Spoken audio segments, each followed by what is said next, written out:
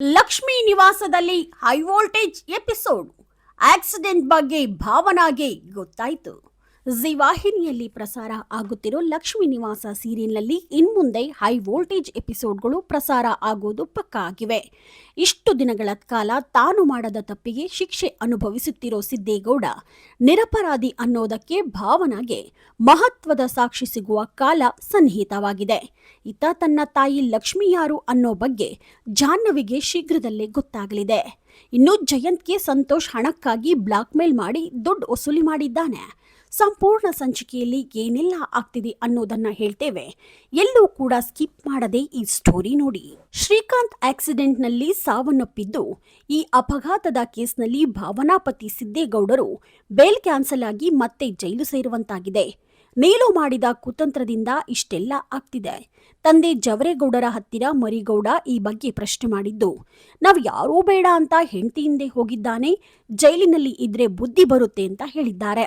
ಇತ್ತ ಮಗಳ ಸ್ಥಿತಿಗೆ ತಂದೆ ಶ್ರೀನಿವಾಸ್ ಹಾಗೂ ತಾಯಿ ಲಕ್ಷ್ಮಿ ಕಣ್ಣೀರು ಹಾಕಿದ್ದಾರೆ. ನಿನ್ನೊಟ್ಟಿಗೆ ನಾವಿದ್ದೇವೆ ಅಂತ ಸಾಂತ್ವನದ ಮಾತುಗಳನ್ನು ಹೇಳಿದ್ದಾರೆ. ಇತ್ತ ಭಾವನಾ ಕಷ್ಟಕ್ಕೆ ಮರಿಗೌಡರು ಸಹಾಯ ಮಾಡ್ತಿದ್ದು, ಹೇಗಾದ್ರೂ ಮಾಡಿ ತಮ್ಮ ಸಿದ್ದೇಗೌಡರನ್ನ ಹೊರಗೆ ತರಬೇಕಂತ ಪ್ರಯತ್ನ ಪಡ್ತಿದ್ದಾರೆ. ಶ್ರೀಕಾಂತ್ ಮಗಳಿಗೆ ಅಂದು ಆಕ್ಸಿಡೆಂಟ್ ದಿನ ಏನೆಲ್ಲ ಆಯ್ತು ಅನ್ನೋದು ತಿಳಿದಿದೆ. ಈ ಬಗ್ಗೆ ಭಾವನಾ ಹಾಗೂ ಮರಿಗೌಡರ ಹತ್ತಿರ ಹೇಳಿದ್ದಾಳೆ.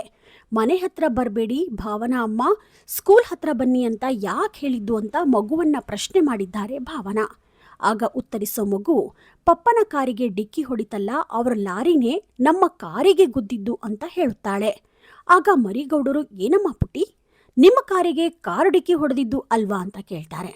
ಆಗ ಮಗು, ಇಲ್ಲ ಅಂಕಲ್, ನಮ್ಮ ಕಾರಿಗೆ ಮೊದಲು ಡಿಕ್ಕಿ ಹೊಡೆದಿದ್ದು ಲಾರಿ, ಆಮೇಲೆ ಕಾರು ಬಂದು ಡಿಕ್ಕಿ ಹೊಡೆದಿದ್ದು ಅಂತ ಹೇಳುತ್ತೆ.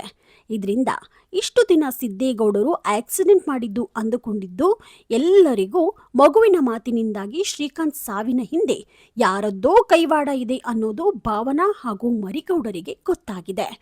ನೀಲುವಿಗೆ ಮಹತ್ವದ ವಿಡಿಯೋ ಸಾಕ್ಷಿ ಲಭ್ಯವಾಗಿದ್ದು, ರವಿಶಂಕರ್ ಜೊತೆಗೂಡಿ ಸಿದ್ದೇಗೌಡರನ್ನ ನೀಲುವೇ ಜೈಲು ಸೇರುವಂತೆ ಮಾಡಿದ್ದಾಳೆ. ಇತ್ತ ಲಲಿತಾ ಕಾರ್ಯ ಮಾಡುವ ಸಂಬಂಧ ಕಾರ್ಡ್ ಮಾಡಿಸಲಾಗಿದ್ದು, ತಾತ ನರಸಿಂಹಯ್ಯ ವಿಶ್ವನಿಗೆ ಒಂದು ಕಾರ್ಡನ್ನ ಲಕ್ಷ್ಮಿ ಮನೆಗೆ ಕೊಟ್ಬಾ ಅಂತ ಹೇಳ್ತಾರೆ. ಆಗ ಅಲ್ಲೇ ಇದ್ದ ಜಾಹ್ನವಿ ಇದನ್ನ ಕೇಳಿಸ್ಕೊಂಡಿದ್ದು, ಲಕ್ಷ್ಮಿ ಎನ್ನೋ ಹೆಸರು ಕೇಳಿ ಯೋಚನೆ ಮಾಡಲು ಮುಂದಾಗಿದ್ದಾಳೆ.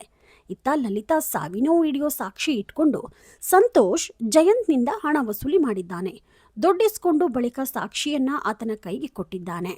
ಸಿದ್ದೇಗೌಡರು ತಪ್ಪು ಮಾಡಿಲ್ಲ ಅನ್ನೋದು ಭಾವನೆಗೆ ತಿಳಿದಿದ್ದು, ಇದರ ಹಿಂದಿನ ಮರ್ಮವನ್ನ ಹೇಗೆ ಭೇದಿಸುತ್ತಾರೆ ಕಾದು ನೋಡಬೇಕಾಗಿದೆ. ನೀವಿನ್ನೂ the news peg YouTube channel subscribe ಆಗಿಲ್ಲ ಅಂದರೆ ಕೂಡಲೇ ಸಬ್ಸ್ಕ್ರೈಬ್ ಆಗಿ. ಲೇಟೆಸ್ಟ್ ಹಾಗೂ ಅಪ್ಡೇಟ್ ಸುದ್ದಿಗಾಗಿ ನೋಡ್ತಾ ಇರಿ the news peg YouTube channel. Roopa Vishwas, the news peg, Davanagere.